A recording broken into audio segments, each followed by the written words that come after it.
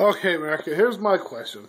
If America was accused of allegedly killing a bunch of innocent people with some Predator drones, and one of these countries that we allegedly, another country says, alright, we need to punish America for what we allegedly think might have happened, we're going to just blow up some of their bases and kill a bunch of people, just smack them on the wrist, how would we react?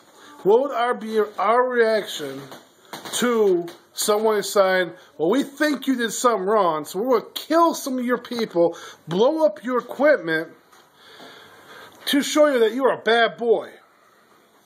What do you think the reaction would be?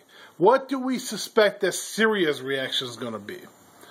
Honestly, people, if Congress puts this through, if we don't stop, this is another thing.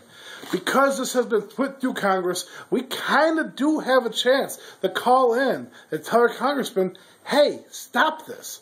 This is nonsense. This is crazy. If you want our vote, you better not vote on this shit. So, ultimately, it could be up to us.